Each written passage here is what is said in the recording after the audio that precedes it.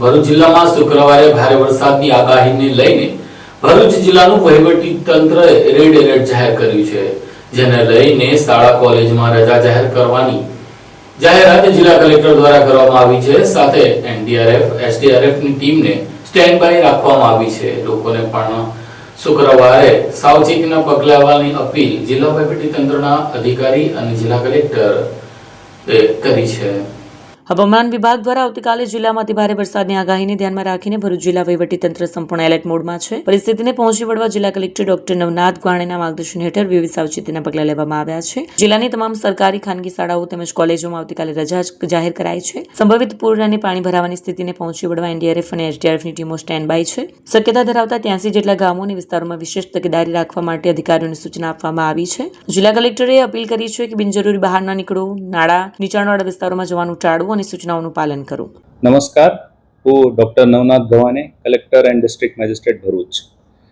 આજે મોન્સૂન 2026 છે, એટલે આજ તારીખ 30 અને કાલે 31 છે। 31 તારીખે ભરૂચ જિલ્લામાં રેડ એલર્ટ ઘોષિત કરવામાં આવેલ છે। આ રેડ એલર્ટનો મતલબ એ છે કે જિલ્લામાં વધારે વરસાદ થવાની શક્યતાઓ છે। આ વધારે વરસાદ થવાની શક્યતાઓના ભાગરૂપે જિલ્લામાં કંઈક જે વ્યવસ્થાઓ ઊભી કરવામાં આવેલ છે એ હું આપના જણાવવા માંગુ છું। આપણા પાસે 1077 કંટ્રોલ રૂમ જો છે એ 24 કલાક ચાલે છે, એટલે કંઈ પણ પ્રકારની આપને તકલીફ હોય કે કમ્પ્લેન કરવાની હોય કે વાત પહોંચવાની હોય એ અમારા કંટ્રોલ રૂમ ઉપર આપ કરી શકો।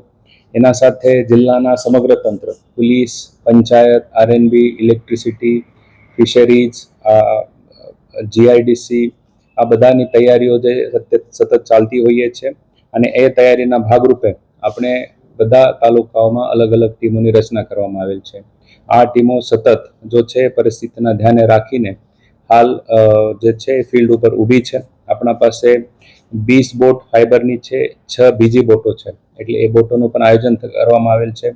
એનડીઆરએફની ટીમ આપણા અહીંયા ડેપ્યુટ કરવામાં આવેલ છે। એના સાથે એસડીઆરએફની ટીમ પણ આપણા પાસે ઉપલબ્ધ છે। એની જે વહેંચણી છે ડિસેન્ટ્રલાઇઝ એ પણ આપણે નર્મદાની ઉત્તર દિશાના અને નર્મદાની દક્ષિણ દિશામાં આપણે કરવામાં આવેલ છે। જ્યારે 2023માં ભરૂચમાં જે વધારે પૂરની પરિસ્થિતિ નિર્માણ થઈ હતી એનો અમે સમગ્ર અભ્યાસ કરીને 81 જેવા ગામો અમે મેપ કર્યા છે। એમાં 6 થી 7 હજારની વસ્તી અફેક્ટ થઈ હતી 2023માં। એ અનુભવ ધ્યાને રાખીને અમે આ વર્ષમાં પણ અલગ અલગ ગામોમાં જે છે કઈ વ્યક્તિ કઈ માણસને ઇવેક્યુએટ કરી શકે એડવાન્સમાં એની આપણે પૂર્વ તૈયારી કરવામાં આવેલ છે। આ પ્રકારની ટીમ બિલ્ડિંગ પ્રાંત કક્ષાથી અને પોલીસ સાથે, પંચાયત સાથે કરવામાં આવેલી છે। એના સાથે હું આપને કહેવા માંગુ છું કે સ્કૂલોને કાલે આપણે રજા આપવામાં આવેલ છે।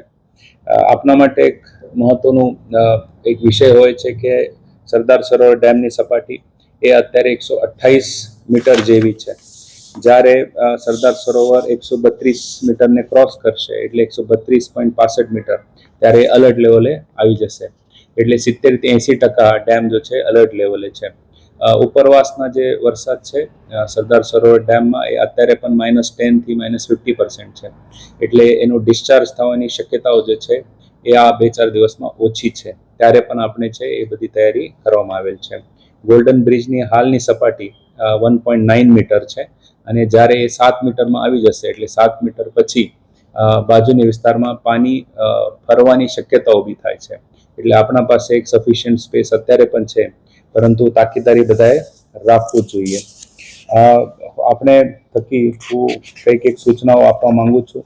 ખાસ કરીને દરિયામાં ખેડતા માછીમારી કરવા માછીમારો બંધુ ભગીનીને મારી વિનંતી છે કે આગળના 2-3 દિવસમાં કોઈ દરિયો ખેડતા નથી। આપણે તાકેદારી રાખીને પોતાને સુરક્ષિત રાખવાની જરૂરિયાત છે। બિનજરૂરિયાત ઘરની બહાર જવાનું નહીં। નદી પાસ હોય કે ખાડીનો નજીકનો એરિયા હોય કે કોઈ પાણીની જગ્યા હોય ત્યાં ખાસ કરીને નાના બાળકો હોય એને ધ્યાન રાખવું જરૂરી છે। લાઉડ સ્પીકરથી અત્યારે અમે ભરૂચ અને અંકલેશ્વર વિસ્તારોમાં બધાને જાગૃત કરવાનો અત્યારે પ્રયત્ન કરી રહ્યા છે। જેટલા પણ પ્રાઇવેટ અસેટ્સ છે કે જેમાં આપણે ફ્લડમાં ઉપયોગી કરતા હોઈ શકે એ બધાનું મેપિંગ પણ અમને કરી દીધો છે। આ જે તૈયારીઓ છે એ સતત ચાલતી હોઈએ છે, પરંતુ તંત્રને આપણે બધાની સહકારીની જરૂરિયાત છે। આપણે બધાને એ કહેવા ઉપર બહુ આનંદ થાય છે કે 400થી વધારે વોલેન્ટિયર્સ પોતે સામે આવીને તંત્ર સાથે કામ કરવાની ઈચ્છા દર્શાવી છે. ઘણા બધા NGO સામે આવ્યા છે, ધાર્મિક સંસ્થાઓ સામે આવ્યા છે, જનપ્રતિનિધિઓ તો અમારા સાથે સતત હોય જ છે. એટલે આગામી 3 દિવસ માટે હું આપને નમ્ર અરજી કરવા માંગુ છું કે કોઈ પણ પ્રકારની રિસ્ક તમે લેતા નથી. કઈ જરૂરિયાત હશે અમારે કંટ્રોલ રૂમમાં તમે ફોન કરી શકો. મારા બધા ઓફિસર્સનો નંબર પણ પબ્લિકલી જાહેર છે. આપને કંઈ પણ જરૂરિયાત પડે આપ કૃપા કરીને એમને સંપર્ક કરશો. આપણે બધા એક સાથે રહીને જ્યારે કોઈ પરિસ્થિતિ એવી આવે ત્યારે સાથે મળીને એનો સામનો કરીશું.